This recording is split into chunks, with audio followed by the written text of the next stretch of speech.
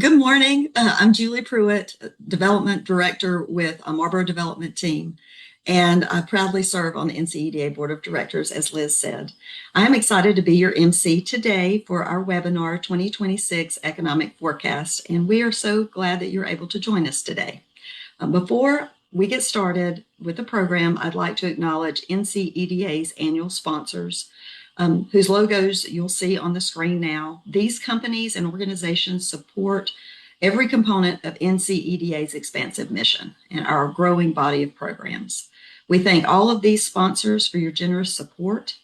Webinars that benefit our membership, like this one, result directly from their support. So thank you. During today's webinar, we'll take a deep dive into the latest national and regional economic trends. As economic conditions shifts, factors like inflation, employment, demographic changes, and interest rates can have far-reaching impacts, especially for those working to drive economic growth in North Carolina. Our speaker will provide valuable insights into how potential policy changes could influence our state's economic landscape, with special focus on labor market data and trends. This perspective will help us better understand the workforce opportunities and challenges ahead. By staying informed and proactive, we can strengthen our ability to navigate an evolving economy and support long-term success for our businesses and communities. So let's introduce our speaker. We are fortunate to have Laura Ullrich join us again this year. Laura is Director of Economic Research at Indeed.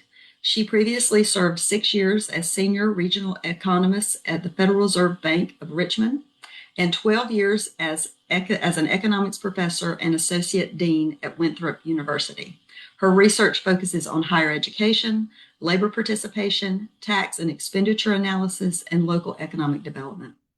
Laura holds a PhD and master's in economics from the University of Tennessee and a bachelor in economics from the University of Georgia. Just a note, before Laura begins, we will have questions after she finishes, so be sure and put your questions in the Q&A box at any time during the presentation. Laura, thank you for being with us, and the floor is now yours. Thanks so much, Julie. Really happy to be here this morning, and I was looking at the list of attendees and lots of folks I know on that list, so glad to see you all again, even in this virtual space, and I'm happy to see some new names there as well. So I'm going to jump right in and share my screen. I am in a new role now. As Julie mentioned, I am Director of Economic Research at Indeed. You guys are probably familiar with Indeed as a big job posting company. That is what we are. But we also within Indeed have a non-revenue generating research organization called the Hiring Lab, and I lead the team of economists that do research in that space. The great news for me was that we are fully remote, so I'm still in the Carolinas doing this work, which is really a treat for me. So my focus today will be mostly on labor markets, but I'll touch on some of the policy things that are going on and other stuff as well. All right, let's get started. This will give you a little bit of an idea of what I'm going to cover. So I'm going to cover the labor market in general, kind of from a macro point of view, but then also dive in a bit into micro markets and then talk specifically about North Carolina, the impact of AI, which I know is top of mind for a lot of people, and then a broader economic outlook. All right, so the labor market. All right, so this is the BLS data for the payroll employment since 2021. And there is no doubt that we saw a big drop off in 2025. So I have highlighted here the average monthly job gains in 22, 23, 24, 25. And you'll see in 2024, on average, every month we were adding 168,000 jobs in the US. And in 2025, that fell to 49,000. So big change. And also 49,000 is below what many economists consider to be the break-even point. So break-even point is the number of jobs we need to add each month for unemployment rates to stay stable. So this is like to adjust for population growth, labor force growth. there is some disagreement about what that number now is because of changes in immigration and declines in birth rates. But economists kind of generally think it's somewhere between around 50 to 100,000 right now. And so 49 is clearly below that mark. I will also point out a couple of interesting things. Number one, in 2025, there wasn't a single month where we added more than 168,000 jobs. So in 2024, on average, it's 168,000, but there were some months that were even over 200,000, some that were a little lower. But in 2025, we didn't have a single month that was over at that level. The second thing I'll point out, and those of you that pay attention to Jerome Powell and his statements after the FOMC meetings would recall that in his most recent press conference, he talked about how there were issues with the BLS's birth death rate model that will be adjusted in 2026, and that economists think that the BLS might be overstating the number of jobs that are being added by around 60,000 jobs a month because of significant changes in the birth death model. If that is the case, when we get the restatements this year, there's the possibility that we could even go see a situation where we actually lost jobs overall this last year. So no doubt about it, 2025, there was a market change. But let me show you a little bit of our Indeed data. So at Indeed, we have data on labor supply and labor demand. On labor demand side, we have job postings. We have the vast majority of job postings in the United States on our site. And so we can see how those job postings are changing over time. On labor supply side, we have resumes, profiles of people who are using the site, hundreds of millions of profiles of individuals. And so we can use data on both sides. Because not only can we view those profiles, but we can view their search history, their click history, their applies, where they're located, and some of the data I'll show you is from both sides of labor supply and labor demand. This is from labor demand. So this is our job posting index. So this measures the number of job postings on the site index to February 2020. So over 100 means it's above February 2020 levels. If it was under 100, it would be below. And what you'll see is that currently we're at about 5% above where we were in February 2020 in terms of job postings. And this has come down considerably since the peak in 2022. Now, I do want to point out that the labor market in 2019, late 2019, the very beginning of 2020 was very tight. So we were at 60-year lows for unemployment rates. We had a tight labor market where really labor demand was outsizing labor supply. And so returning to that level, is it like a bright red warning sign, right? This isn't super concerning, but it is interesting to see how this has declined over time. We break our data into sectors, occupational sectors, so sectors regarding the occupation that people are in, and 56 of our occupational sectors are still above pre-COVID levels. But you can see in 22 and 23, all of them, over 50 sectors that we look at, were above 100% above where they were pre-COVID. But now we're at 56%. And so if you look down, if you drill down, what you'll see is that this is highly dependent on what sector you're talking about. And I know some of you as economic developers have seen this in the work that you're doing, but we're seeing much different patterns depending on the sector. Now, I want you to pay attention to this graph because I'm going to show it to you for North Carolina later, and you're going to see some really serious differences between the national picture and the North Carolina picture. But one of the things I'll point out to you here is that healthcare has remained very strong. I actually was calculating some numbers this morning for an interview I'm doing later today. And if you look at the healthcare subsector, so just healthcare jobs, in the payroll employment report, it shows that there were 404,000 healthcare jobs added in 2025, and we only added 584,000 jobs in total. So if you do that math, it's right at 70% of all jobs in the United States that were added in 2025 were in healthcare. Now, this isn't super surprising. Well, let me back up. The strength in healthcare is not super surprising because we have an aging baby boomer population that is consuming more and more healthcare. So if you had looked at, jobs of the future 20 years ago, healthcare would have been top of the list because we knew in 2025, 2026, baby boomers would be aging. I think what is a surprise is what strong of a share that is of total jobs. And so there, some economists, you're not hearing it much now, but earlier in 2025, when things started really slowing down, there were some economists that were saying, well, we're just kind of settling down where labor supply equals labor demand. And I strongly disagreed with that sentiment because really we were just seeing growth in healthcare, and not everybody can be a healthcare worker, right?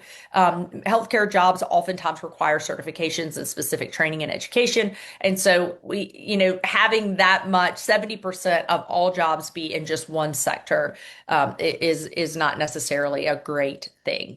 Another thing you'll notice here is how low software development is. Software development jobs are down, postings are down more than 30% compared to pre-COVID.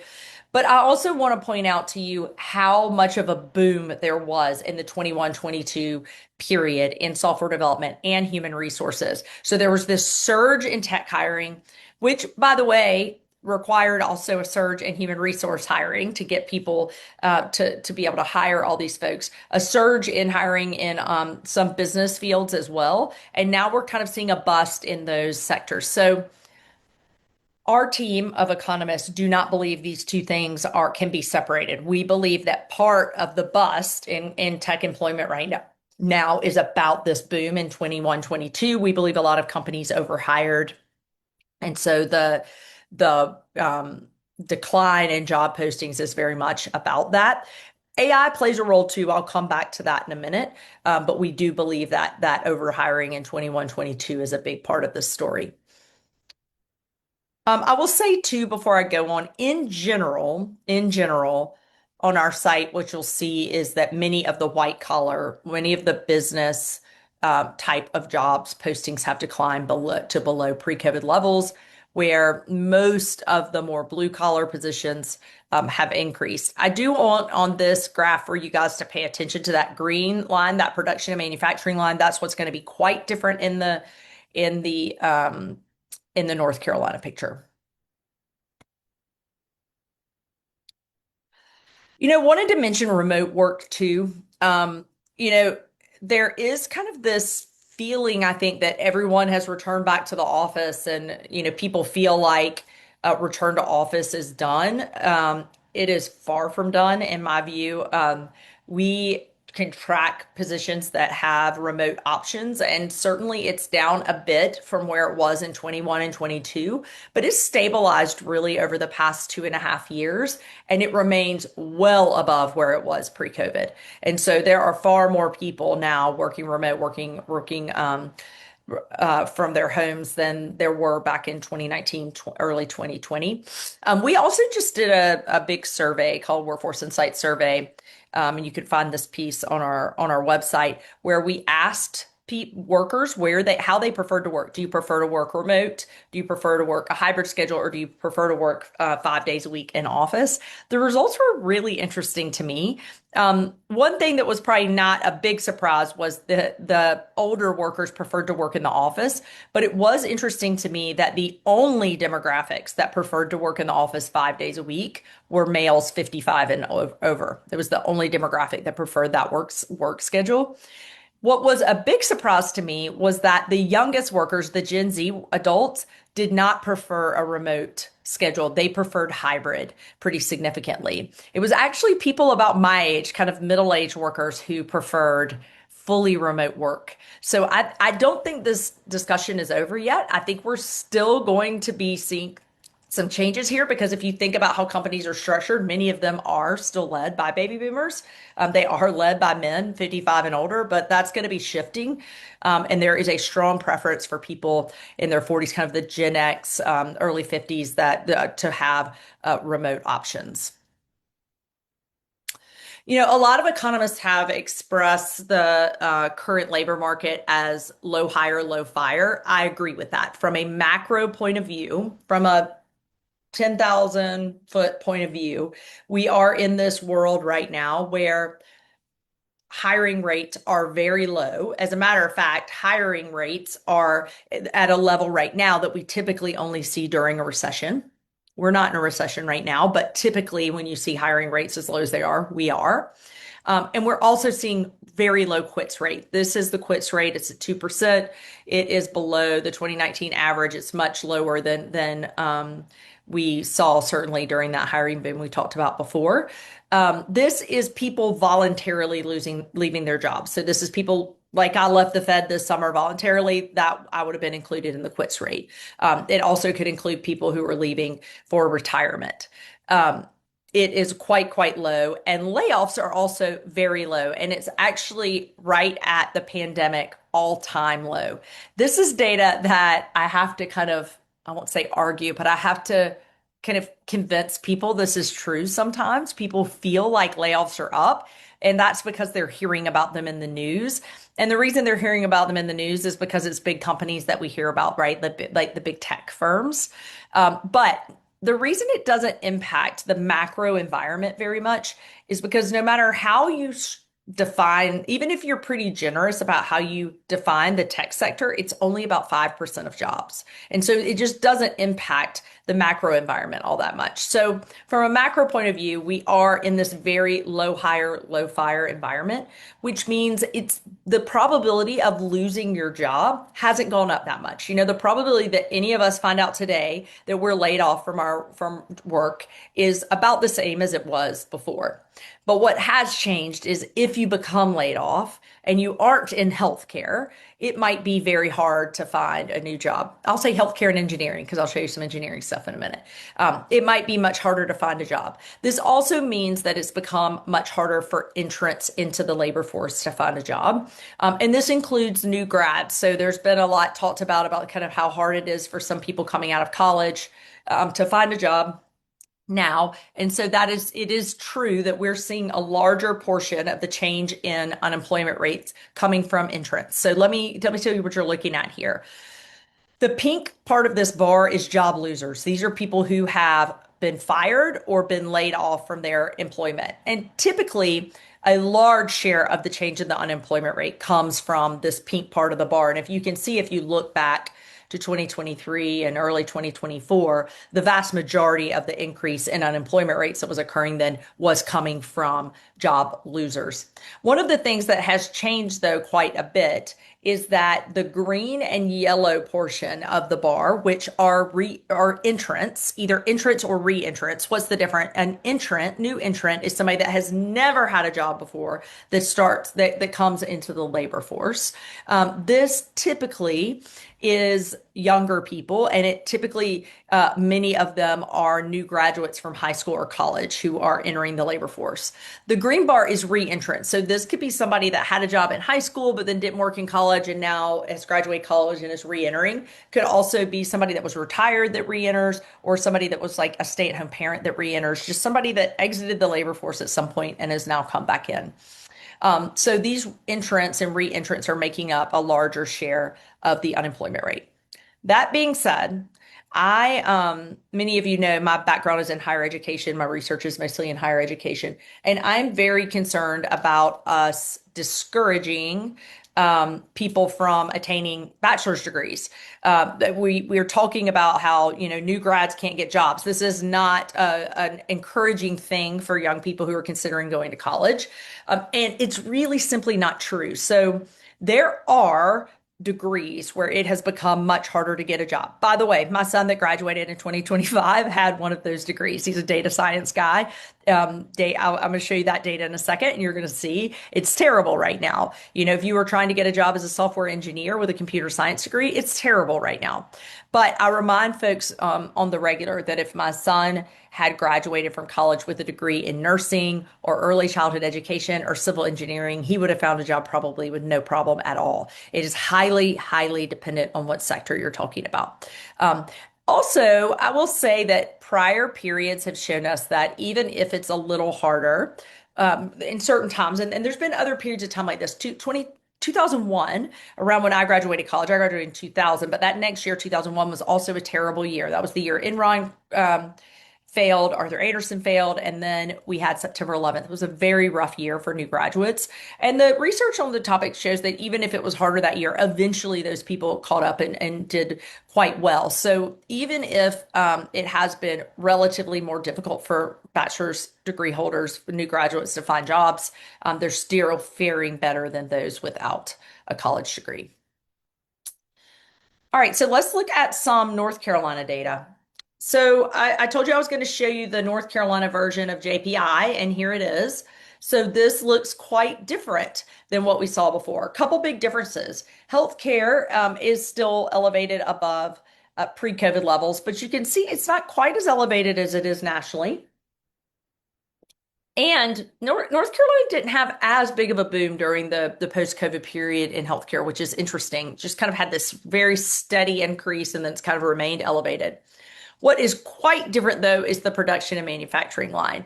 So if you remember with the national data, which actually, let me go back to that real quick, just because I can do it very easily here. So let me show you this again. So here, nationally, we saw this big boom in software development and human resources, kind of a moderate boom, loading, stocking, and healthcare saw pretty big increases, but below what we saw with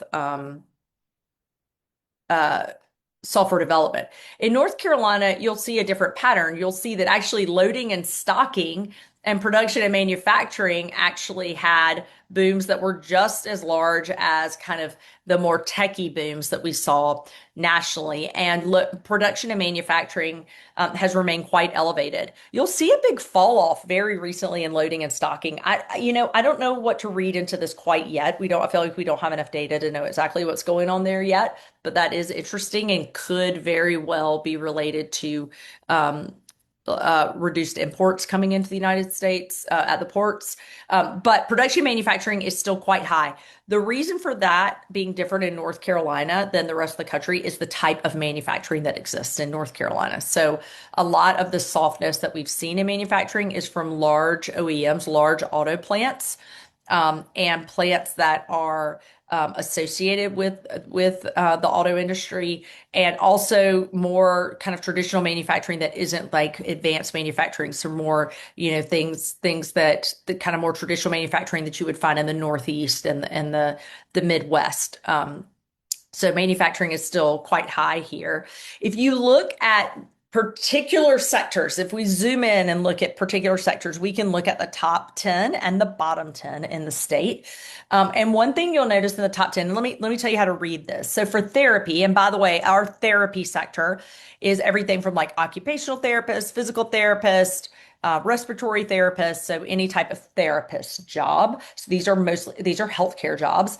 And a level of 261.8 means that postings are 161.8% higher in North Carolina now than they were in February 2020. So I did a presentation in Charlotte earlier this week, and I showed this data for Charlotte, and therapy is also number one in Charlotte.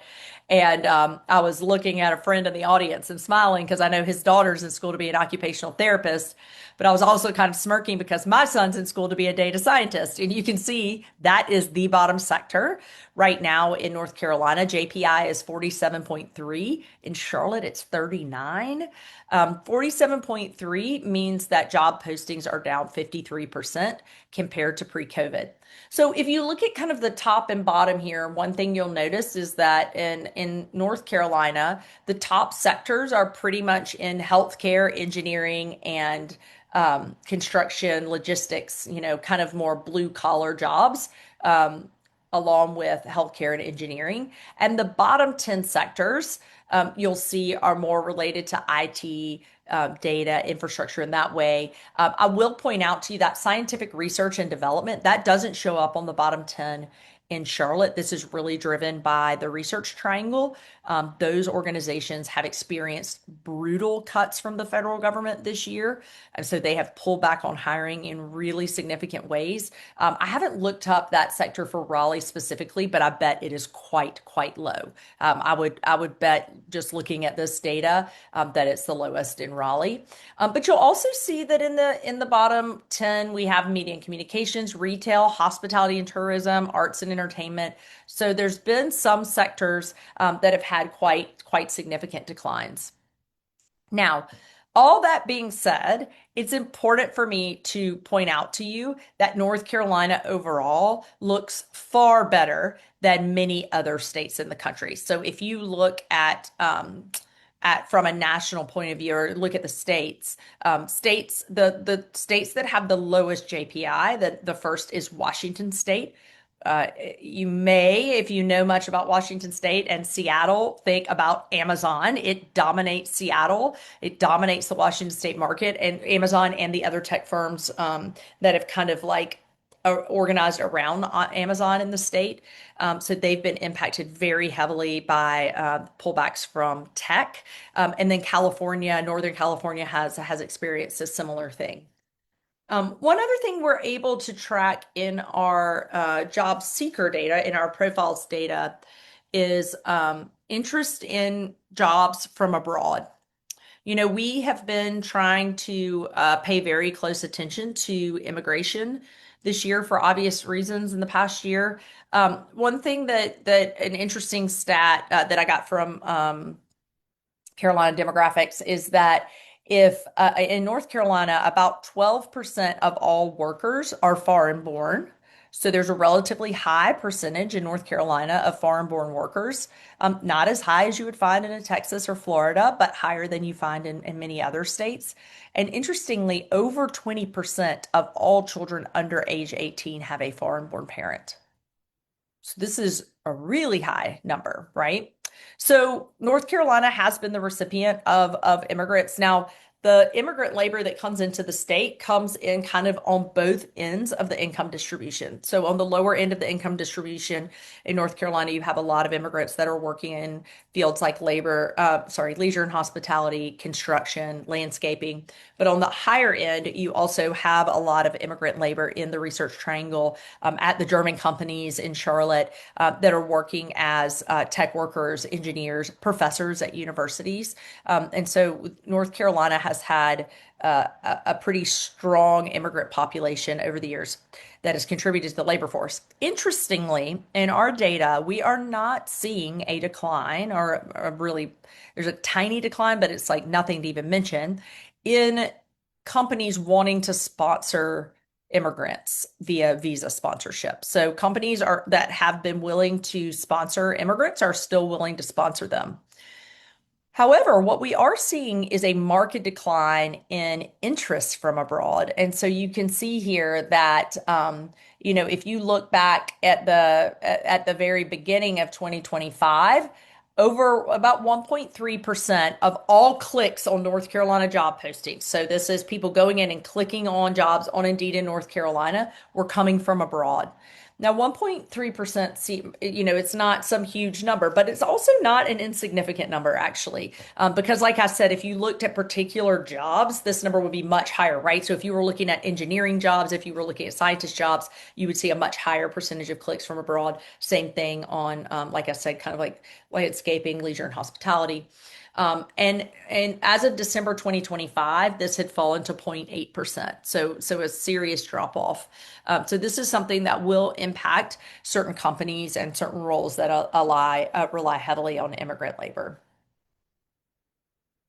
At the Fed, so those of you who know me a long time, some of you have known me for a long time, you know that I came to the Richmond Fed originally to be the economist for North and South Carolina. I was located out of the Charlotte office. And then over time, I transitioned more into a research role around higher education. But one of the things I noticed in my job at the Fed was much of the growth that we were seeing was really highly concentrated in these smaller MSAs, the smaller metro areas across the states. And this was especially noticeable to me in South Carolina. And so let me tell you what you're looking at here. This map, all the blue that you see are all the metropolitan statistical areas, all the MSAs across the country. And then the blue color shows the current job postings index level as of December 31st, 2025. The darker the blue, the higher the level. So one of the things that when I ran this analysis that was very evident to me right away was that actually Some of the lower levels of JPI, even in these fast growing states, were in the largest metro areas. And actually, the small to mid-size MSAs were doing quite well. Now, this is easiest to look at probably if you look at South Carolina or Georgia. In South Carolina, you can see is almost all this very dark blue, except for one lighter blue space. That lighter blue space is the Charlotte MSA portion of South Carolina. In Georgia, you can see the Atlanta area is the lighter color blue, and all the rest of the small to mid-sized MSAs are dark blue. Same thing with Texas, if you're familiar with the Texas states.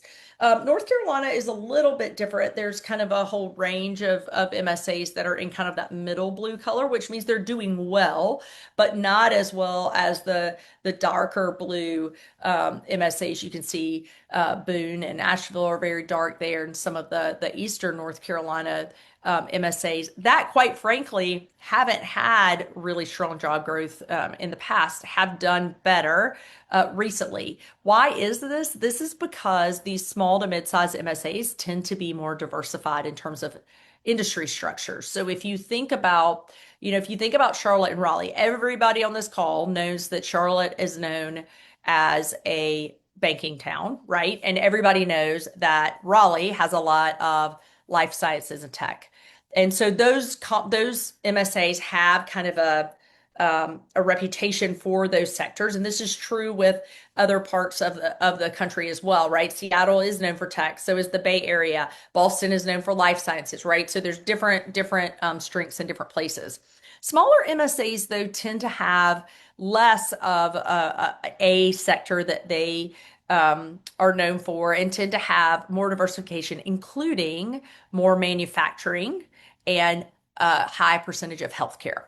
And those sectors have done well. So not necessarily all manufacturing, like I mentioned, there are parts of the country where the manufacturing that they have has not done well. But in North and South Carolina, certainly in the Sun Belt, we've seen more strength. If you look at the bottom third of that map, there's more dark blue than the top two-thirds. And so in these like Sun Belt states that have more diversified economies, the smaller MSAs are the ones that are actually holding up the best. I don't expect this to change, by the way. I think that in the near term, we're going to continue to see growth in sectors that that benefit these smaller to mid-sized metro areas. I also think many of the migration patterns are showing us that people are moving from very large MSAs to places like Wilmington, North Carolina, or Charleston, South Carolina, or Greenville. And so I think that will likely continue. All right, so let's talk about AI.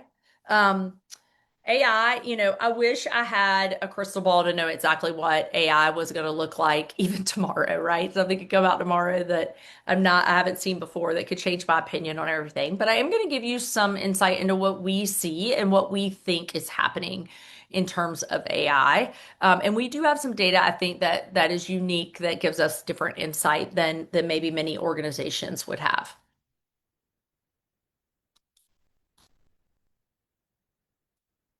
So this shows job postings for tech versus overall job postings. And so job postings overall are right at about 106, 105 point something seven, I think. And tech postings are at 67, which means tech postings are down 33% compared to pre-COVID. This is a bust. This is tough. I've noticed, I do a lot of media in my job now, and I'm noticing a lot of the articles that I contribute to that are about people having a hard time finding a job. Almost all the job seekers that they interview are in tech, right? They're software engineers, they are data scientists, they're people that have worked in the tech space that are having a hard time finding a job.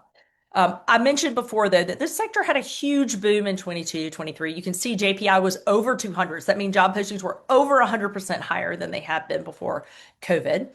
So again, our shop does think that was an overhiring spell for tech, and that some of the adjustment is due to that. But also, I'll point out to you that much of this bust in the tech sector actually happened before ChatGPT was even released. We do not believe that AI caused the bust. What we do think, though, is that AI is keeping it from coming back up. And one of the reasons we think that is this data. So this looks really messy, but let me tell you what you're looking at. This is the relationship between change in tech job postings which is on the y-axis, and median annual posted salary on the x-axis. And I want to point out a few things. Number one, if the dot, so the dot is the actual job title. The bigger the dot, the more significant it is on our platform. So for example, on the far right, you'll see software engineer, I think is the biggest dot on this whole graph. That's the most common tech job posting. You can see in the middle there, data center technician is big. It's gotten much bigger and it's grown a lot, right? So if it's above zero, it's grown. If it's below zero, it has shrunk. Few things to point out here. Number one, while there are a lot of tech jobs that have shrunk, there are some that are growing a lot. Much of this growth, and by the way, this growth is from 2019 to 2025. So much of this growth is in positions, if you look at the titles, that have either engineer, scientist, or specialist in the title. These are more senior level tech positions, and you can see that most of the growth, the most significant growth, is happening for jobs that pay over $200,000 a year. So higher income jobs. There are some in the middle, including data center technician, that have grown a lot. Now, let's point out that 5 years ago, there weren't hardly any data center technicians. So some of this is because some of that growth is because the base was just very small to begin with. But some of these jobs that are growing are in the lower income, or these are tech jobs, so it's not lower income, but the middle income space. But I will point out to you that in that $100,000 to $200,000 range, most of the jobs have been decreasing. If you look at the jobs that are decreasing, I pointed out that the ones that are increasing are more likely to be engineer, manager, specialist, scientist. The ones that are decreasing are more likely to be developers and analysts. These are more entry level job titles. So, one of the things that I would point out here is we clearly are seeing growth in AI jobs, but we do not believe that this decline in job postings for all these developers means that AI is actually doing a lot of developer jobs right now. We do not believe that AI is currently, based on what we read and what we research and what we see in our data, we do not believe that AI is actually performing these developer jobs. We also can see what percentage of job postings mention AI at all, and it's currently just above 4%. So it is still very, very low. And even in tech, it's slightly over 20%. So a relatively low share of job postings are even mentioning that you're going to be working with AI, managing AI. And so we don't believe that is what is happening. However, it is clear that these companies, especially the largest tech employers. So do think of Amazon, Oracle, OpenAI. They have shifted their hiring in big ways towards AI, towards technology, towards capital, and away from labor.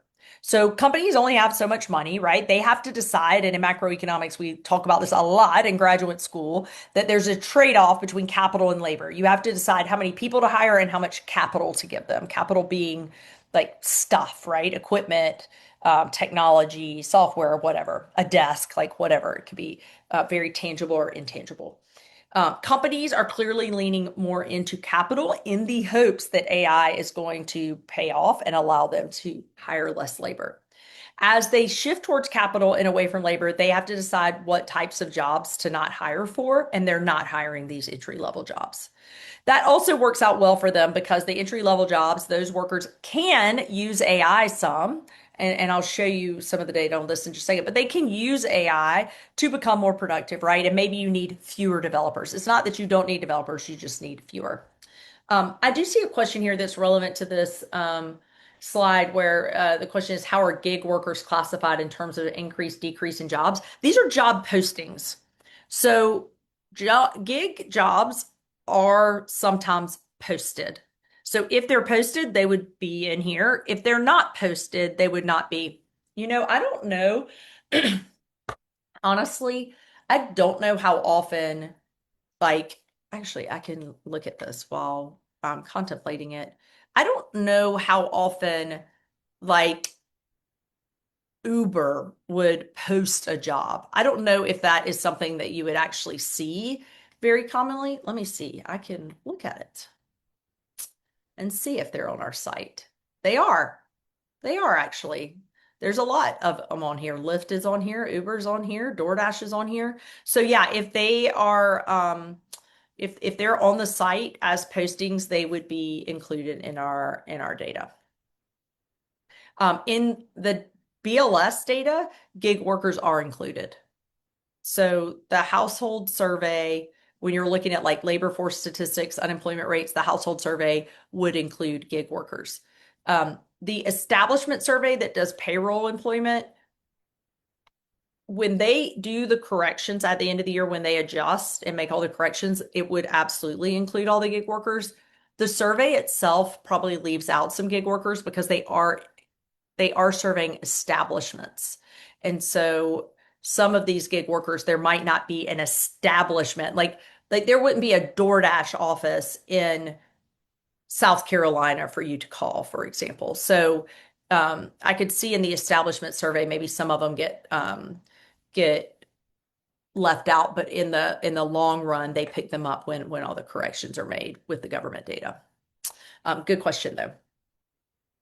All right, so let me tell you a little, give you a little more insight into why we think this about, it's not that AI is actually doing a lot of developer jobs. It's just companies are hiring fewer because they're working with AI. They're becoming a little more proficient or productive, but also just cutting spending on hiring. So we have a taxonomy of 2,900 skills that are commonly in job postings. And we have done a project the past 2 years where we have taken these 2,900 skills and looked at how many of these skills AI can do. So using AI, we see if AI can do the skill. If it can do it completely independently, we consider that a full transformation. If it needs a little human help, that is hybrid transformation. If it needs a lot of human help, that's assisted transformation. And if it can't really do it at all, it's minimal transformation. So these skills include everything from blow drying someone's hair to coding in Python. Blow drying someone's hair would be minimal transformation. AI cannot do that. But coding in Python, AI can do pretty well. So that would be in hybrid transformation. Okay. So this 2 years ago in 2024, AI could do 0 of the 2,900 skills fully. This year, it could do 19 of the 2,900 skills. So 1%, a little under 1%. Those 19 skills were basic math skills, basic English skills, literacy skills, transcription, things like that. The question that I have in my mind that I don't have the answer to, but I cannot wait to see what it is this year. We'll do this in about August again. We went from 0 skills in 24 to 19 full transformation in 25. In 26, do we go to 38, right? Does it increase by 19 more, or does it go to 472? Right? Is it a linear path or is it exponential? If it's linear, the labor market will have time to adjust to this. We've adjusted to other transformations in the economy before. We'll figure this out. If it's exponential, it's going to be much harder because it will happen much faster. This impacts different jobs in very different ways. We look at different positions too to see how that works. This example here is nursing on the left side and software development on the right-hand side. And you can see that for nursing, so let me tell you what you're looking at. These are the skills that are commonly in job postings. The bigger the bubble, the more commonly it's in there. So for example, sorry, got a tickle in my throat today. For example, patient care skill is in 80% or more of nursing job postings. And that's in that dark gray, which means it's minimal transformation. AI can't do it. And most of the skills for a nursing job are in that lighter gray or darker gray area. So nursing is not highly susceptible to AI transformation yet. Software development is a very different skill. 9 of the top 10 skills in software development are in the hybrid transformation space. So AI can do it pretty well already with just a little bit of human assistance. And so you can see that obviously software development jobs are apt for a much higher degree of transformation than nursing. So this makes sense as companies are deciding, okay, we're going to spend much more money on AI, we're going to spend less money on people. It makes sense that they're spending less money on people in these areas that are likely to be highly transformed, even if that transformation is not happening as rapidly as they think. Now, what I think is super interesting here, and I wish I knew exactly what was going to happen because I would design my 401k around it, but I don't. Um, the investment is happening now, but the timing of AI being able to do this well may not align with that timing of the investment, right? If you look at like 99, 2000 with the internet investment, that's kind of what happened there. There was like this massive investment, and then the internet, it wasn't that the internet wasn't going to eventually do everything that was promised. It's just, the timing didn't work out perfectly. And so we did kind of have, this dot-com bubble burst. So there's a lot of conversation about like, is there an AI bubble? Will it burst? I have no idea, but the timing of the investment will be very interesting to pay attention to. AI is amazing. Probably many of you use it in your everyday work. I certainly do, but there are also major limitations. Yesterday, I asked ChatGPT to make me two very simple graphs, and it thought and thought and thought and thought, and then it finally said, here are your two graphs. And they had a y-axis and an x-axis, but they were completely blank. And I said, those are blank. And it said, oh, yeah, you're right. Let me try again. And it tried again and failed again. So by the end, it took me more time to do that than it would have had for me to just make a graph myself, right? So it can do great things, but it still has major limitations. We do believe, though, that about 25% of jobs in the United States are apt for a high degree of transformation. So this is going to happen. The question is when, and the question beyond that is how does the labor market react to that? Around 20% of jobs are in that low transformation category. And it would not be surprising to you that in the low transformation category are things like school bus drivers and childcare and hairdressers, electricians, HVAC, things that are more physical in nature. The jobs that are more like are in the high category are certainly a lot of tech jobs, data science, data analytics, but then also things like marketing, accounting is very high, legal is pretty high. So a lot of white collar positions in that high transformation space. All right, so let's close out with me giving you kind of a general economic update outlook, and I'll make sure we have about 10 minutes for questions. So we this year did a little bit of forecasting, built some scenarios for what we think are going to happen to job openings this year. So the year-over-year GDP estimates that you see there, those are brand new this month. The consistent estimate is that we'll see GDP growth of 2.1% in 2026. We then use what's called the Beveridge curve and Oken's law for any of you that are familiar with economics, but if you're not, don't worry about it. We use some formulas to then estimate what the unemployment rate would be and what job openings would be. We are estimating that job openings will probably be somewhere between 7.1 and 7.6 million. That would be a slight uptick overall in our consensus estimate, and the unemployment rates will be between 4.1 and 4.7%. So no really big changes as of right now. However, there are some serious roadblock, like speed bumps ahead that we've got to see, like, are these little bitty speed bumps that you can just kind of drive right over, or are these massive speed bumps? As I mentioned, healthcare labor has been strong, but everything else is pretty weak. Economy's adding few jobs overall, but unemployment rates and layoff rates are low. That balance is precarious and cannot last forever. You are not going to see a scenario where the economy is still growing at a reasonable rate, but people aren't hiring for very long. One of two things is going to happen. And we've already had it for quite a long time. So, we're apt for this to break. It will either break in a positive direction where companies will say, you know what, we're doing well. Yes, we're in this very uncertain environment, but we got to start hiring, and you'll see higher rates start to pick up. When that happens, quits rates will pick up. People will feel more confident quitting their job, and we'll have good churn in the labor market. Or economic uncertainty is going to get even worse, or we'll see a downturn in the economy and companies will begin to lay off and layoff rates will go up. So this low fire, stagnant environment from a macro perspective cannot last forever. And so it will be, we're watching it very closely to try to see like which breaks. And our data actually at Indeed, and you can see our job posting data, we update it weekly. So it's updated much more often than the government data. There's much less of a lag. You can see it in real time on our site, which I'll have at the end of this presentation. So you can keep an eye on that. The Fed, my former organization, is going to have a very tough job moving forward. Inflation is still well above the 2% target, and the labor market is stagnant at best. And so the Federal Reserve has to keep an eye on inflation while also keeping an eye on the labor market. This is very tough.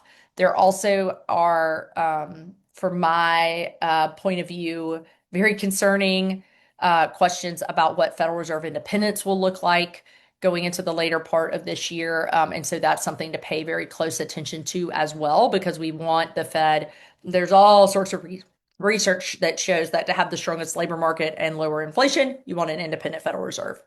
And then there's policy changes that present several upside and downside risks to our economic outlook that could make it where our economic outlook changes pretty rapidly. On the upside risk, the One Big Beautiful Bill does bring with it pretty significant tax cuts and deregulation. This from an economic theory point of view, should lead to higher economic growth, higher demand for workers, tighter labor market. So we should see wages go up and hiring go up. But we have a lot of downside risks too. Tariff policy and executive policy uncertainty is very damaging to labor, because people, when there is a lot of uncertainty, people can't make decisions, right? And I'm sure you are all seeing this. I would be shocked if anybody on this call has not seen the decision-making process slow down in the past year. And that's because companies can't calculate out exactly that, it's hard to make the numbers work if you don't know what the numbers are going to be. And so not knowing, having it be where there's going to be a tariff and then the next day there's not going to be tariff and then there's going to be one, there's not going to be one, that's even more damaging to the labor markets than there being a tariff and people just figuring out how to work around it. So that uncertainty is really tough.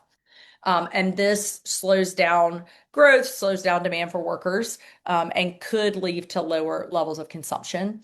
And then the other downside risk are immigration restrictions. As I mentioned, this is a potential negative shock to labor supply, especially certain industries.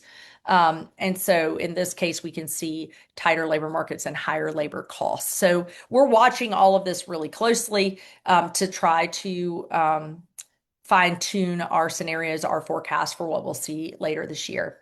I'll stop here. I'll leave our website up here, hiringlab.org. You can see all of our writing there, but also if you look in the upper right-hand corner, there's a data link. You go there, you can pull up data for particular sectors, also for the state of North Carolina, and also for particular cities in North Carolina. Thank so you, I will stop Laura. there. Thank you. Thank you for sharing your expertise and your knowledge with us. We do have a couple of questions in the Q&A box, so I'll read the first one to you. With the recent change in the administration's acknowledgement of the professions, and what the professions, the professional career acknowledgements, many health professions are no longer recognized as professional careers for the Department of Education. What impact do you see this having on your North Carolina economy, especially with therapy being at the top of our JBI list? Occupational therapy was one of the professions no longer recognized by this administration and the Department of Education. This is a great question, and I'm going to take off my Indeed hat and put on my education economist hat here and give you my own personal opinion. So for those of you that aren't aware, this year they put in limits, like basically limits for federal student loan borrowing. And if it is deemed a professional degree, you can borrow $200,000 in your lifetime. And if it's not a professional degree, you can just borrow $100,000. In that process, they had to decide what was a professional degree and what was not. So for example, medicine, law school, dental, all professional degrees. The therapy careers, nurse practitioner, they were left out of being professional degrees. Now, let me point out that this decision makes very little sense from an economic point of view. Because if people pay back their student loans, then the federal government makes money on it, just like a bank would make money if they loaned you money. As long as inflation is not out of control, the government makes money off of it. The problem with the student loan system is that many people don't pay and default, and defaults are very high in certain areas and amongst certain groups. They are not high amongst doctors, dentists, occupational therapists, physical therapists, nurse practitioners. These people are paying off their loans. So the decision to limit it in this way, to me as an economist, again, this is not political at all. This is pure economics, does not make sense to me. The other thing that is very difficult here, even amongst doctors, dentists, et cetera, I have a son that's pre-med. And so I know in South Carolina, med school for 4 years in state is it ranges from $305,000 a year to 315,000, not a year, total, 305,000 to 315,000. Dental school is more expensive than that. It's more like $400,000. So even that $200,000 limit is problematic for some of those fields. Now, many people are saying it's not a big deal because you could just get a private loan to go to occupational therapy school, but that's not how this works for people that do not come from relatively high income families, because to get a private loan, you must have a cosigner. Unless you're somebody that's like already made a bunch of money and then is going back to occupational therapy school. But if you're a typical like 22-year-old college grad that's going to become an occupational therapist, you need a cosigner. And I can tell you from somebody that worked in higher ed at a public institution for many years, a very high percentage of our students would not have had a cosigner.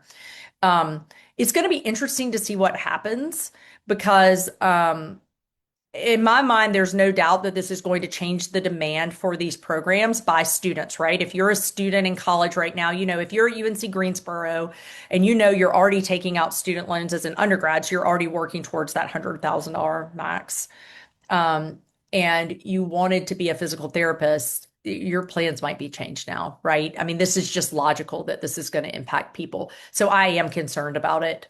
I'm hopeful that the private loan space, like somebody might step up and fill the gap because they're going to make money if they loan people to go to med school, dental school, occupational therapy school, they're going to make money. But I am concerned about that.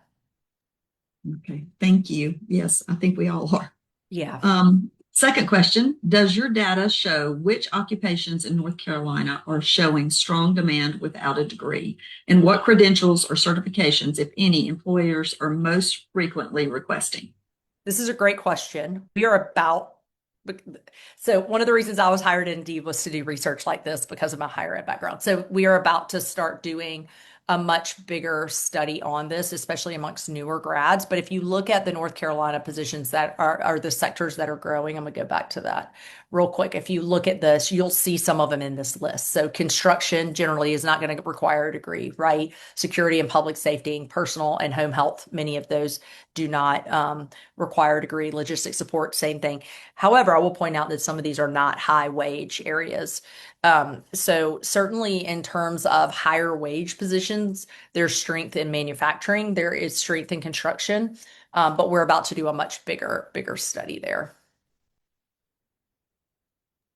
Okay. Next question. Let's see. Imagine you're sitting here in January 2027. What do you think North Carolina's 2026 economy's grade, A, B, C, et cetera, will be and why? That's good. Okay. It's hard for me to assign a grade, but let me be clear that I think it will be higher than the grades of many other states. So, relatively speaking, I think the Carolinas are very well positioned to continue to do well. And it's all about logistics and transportation and supply chains and interstate miles and weather and the beach and the mountains and retirees having a ton of money and wanting to move here. It's about all of those things. It's not one thing, it's all of those things. And North Carolina, many of the, in economics, sometimes we want to do these like fancy models and hope it's this one thing. It's this one tax policy that we did and we find out it's like the weather, the average temperature, So some of these things are durable and are not going to change at all. So I think North Carolina will do relatively well. I'm nervous about the economic uncertainty that exists in the world right now. My boss is at Davos right now, and I couldn't be more jealous if about anything because I would love to be there and hear what people are saying.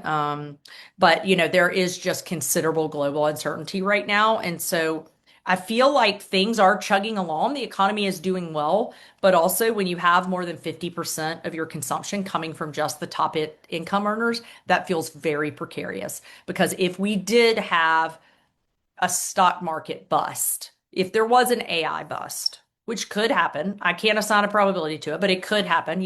I'm not putting my money, taking my money out of accounts, right? So I do not think I'm saying this is going to happen, but it could happen.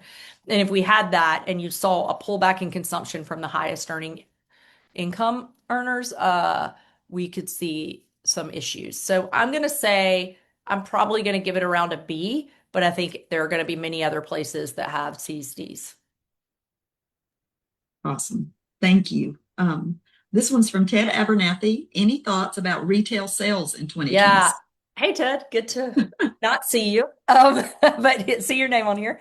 Actually, the stuff I was just saying about the high income earners, it really applies here. If you look at companies that cater to high income earners, are doing very well. If you talk to folks that cater more to low to middle income earners, they'll tell you people are substituting down. So, like, people are buying less nice goods, or like grocery stores are substituting from steak to ground beef, or low fat ground beef to higher fat ground beef. So, there's substitutions that are happening because of affordability. So, I think that retail sales in 2026 are highly dependent on the continued asset growth amongst those top income earners. My boss at the Federal Reserve very frequently says trees don't grow to the sky, and I'm a big believer in that too. And so at some point there will be a correction, but whether or not that's in 2026, I think yes is yet to be seen. I certainly don't feel like the economy is on the verge of recession or anything like that, but the in, consumption being so strongly tied to high income earners seems precarious, and the labor market being so tied just to high healthcare seems very precarious too. So this one I think is a good one. Where do you see the biggest misalignment in North Carolina between talent supply and employer demand? Is that more about degree credentials, experience, or geographic Yeah, mismatch? I I think you can see it in this chart I still have up too. Job postings can be really high either because labor demand is really high, or also because labor supply is very small and it's hard to find somebody, so you have to leave your posting up longer or keep reposting it. So I think you can see here, like, we don't have enough engineers in the state. We know this. We've heard this forever. We don't have enough. We need more construction workers, which is why the immigration stuff is especially tricky, and can be damaging in the state. Healthcare continues to be an area where we need more demand. But you can also see that in some of these, as we talked about with therapy, with physician surgeons, this is dental. This isn't something you can just snap your fingers and decide to do tomorrow, right? This takes education and training. And so I do think part of it is the mismatch between degrees and credentials. There's a lot of people graduating with degrees in marketing, for example. Marketing tends to be the largest degree program at many colleges. Marketing and psychology are always right at the top at big universities. Um, there's a lot less marketing jobs right now. And so how do you take those people with those degrees and then get them into the sectors that are growing? That's a challenge. What do you do with all these computer science degrees that people are having a hard time finding a job? As I mentioned in the beginning, I don't think it means people shouldn't be studying computer science. And my son that's getting his master's in data science, I've been highly encouraging of him doing that, because we need people with technical skills. We need people with extraordinary math skills. It's just that the job search is going to look different, and you might not end up in the exact same position you're going to be in, you thought you would be in. So I think much of this too is about job seekers focusing on their skills and looking at how they could apply to a broader range. But again, we're about to do a really big, we are working on our data science team is having to transform some of our data for us to be able to do more work on education, but it's coming. Gina, you know me, it's coming. So another question: What should rural North Carolina be Mm. focused on in the next 3 to 5 years? Asking from Surrey County. Yeah, Surrey County is an example of so to me, there are different types of rural places in North Carolina. There are places, I think, like Yadkin and Surrey County, um, like Vance County, rural places in North Carolina, when they have very good access to the interstate. You can envision in a world where a big manufacturing plant decides to come there. There is, that it would be an easy place for people to move to and still get to a place like if you're in Vance County, Danville, or if you're in Surrey County. I mean, Wake, Winston-Salem, or even Charlotte is not that far, right? Or Raleigh. You can envision people kind of wanting to live there. There are also places in North Carolina that are very isolated, especially in Eastern North Carolina, that it's harder to envision some of those things. And unfortunately, in some rural parts of the state, we will probably continue to see population decline. And that is a very difficult reality. I mean, I tell people all the time, like, growth creates problems, right? But not the kind of problems of shrinking an economy. It's very, very stressful, very tough.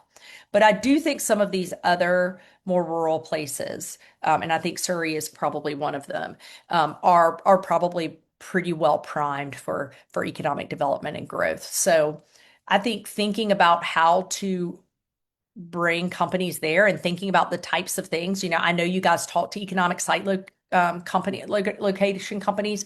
I would want to know exactly what's in the formulas they're using, because they're using a regression formula. What are the things in that formula, and what are the things you can control in Surrey County? You cannot control how many miles it is to the Raleigh airport or the Charlotte airport, but you can control certain aspects of that formula. And so I think priming your county to get stuff like we are seeing in Chatham and Johnson and some of these other counties that have been quite rural, but are not going to be rural much longer. Mhm. Okay, next question. How seriously damaging to the U.S. southeastern region, and specifically North Carolina, have been, currently are, and forecast to be relative to industrial supply chain? Further, any commentary as this relates to manufacturing, user occupiers, Yeah. distribution, logistics? Yeah, I would say, the manufacturing and is especially prone to difficulties with this tariff uncertainty. And if you look at manufacturing employment declines over the last year, they have been most heavily situated amongst firms in the tariff impacted in subsectors of manufacturing. So I have no doubt that that is playing a role. So that uncertainty is going to continue to play a role in 2026. I do think, though, and now we also have policy incentives that are coming that have been put in place to make this more um, tangible. One of the lasting memories of COVID is going to be, you better have a supply chain that is as close to you as possible. And if if you're sourcing something from China, you better have a dual source option where if that shuts down, you can pick up a second source. And so I think having a supply chain that is close, North Carolina is obviously a tremendous beneficiary of the North Carolina port, but they're also a tremendous beneficiary of the South Carolina and Virginia ports. And South Carolina, Charleston being such a strong port, and having the rail transportation that they have going into the state of North Carolina as well is tremendous. And so I think that's one of the reasons why I think North Carolina and South Carolina will continue to grow. Okay, so we are over time. There's two more questions in the queue, so we'll answer those quickly if you don't mind. Okay. Are there industries in North Carolina that you think are being underestimated right now, either in terms of growth, potential, or risk based on hiring and economic data? I mean, this is a hard one to answer, because if we look at like scientific research, for example, and all the life sciences in Raleigh, I mean, a year ago we would have seen that as not a risky sector at all, I think. And then all of a sudden, funding is just like yanked out from under them in really pretty horrific ways. And so I think it's hard to answer that right now. But I do think if you look at the data, you can see the strength in the state in manufacturing and in like that loading and stocking, which is more like logistics compared to the rest of the country. And as not only North Carolina continues to grow, but South Carolina, Georgia, Florida, really the whole Virginia and below, and then all the way out to across the country in the bottom third of the country, logistics and transportation are going to remain super important, as our manufacturing supply chain. So I think those two industries, we're not underestimating them. We know they're big and important, but I think we might not be leaning as much into creating the labor force for it that we need to be. Okay. And final question, is there a public-facing dashboard or tool on your website where we can explore and analyze this data in more detail? Yes, there is. If you go to hiringlab.org, in the very upper right corner, there's a link to data. If you go to data, you can play around with some of the data, and you can cut it by sector and by state and by metro area. Okay. Thank you so much, Laura. Thank you for Absolutely. sharing your knowledge and expertise with us. We are thrilled that this has turned into an annual tradition. So you can just go ahead and pencil us in next Me January. too. I love it. Okay. Thank you very Well, much. clearly, with all the questions, you're very popular, and this is very, very popular. So thank you again. Before we go, I'd like to remind you of some of our upcoming events. Our Emerging Executives Forum will be February 4th and 5th in Kinston. Our next new member orientation will be held via Zoom February 23rd from 3 to 4 p.m. And our 2026 Spring Conference and NCEDA 60th Anniversary Celebration, you do not want to miss, will be held March 9th and 10th at the Grandover Resort in Greensboro. So registration is already open for all of those events, and you can visit NCEDA on our website or look for our biweekly newsletter. There's a few more save the dates for you. 2 regional networking luncheons in April and May. Eastern North Carolina will have their networking luncheon on April 16th in Greenville. And the Triad Networking Luncheon will be May 5th in High Point. And also, finally, the Legislative Breakfast will take place in Raleigh on May 13th. So please consider joining us for those events. Again, thank you to Laura, and we thank you so much for joining us. Stay safe and warm during the next weekend.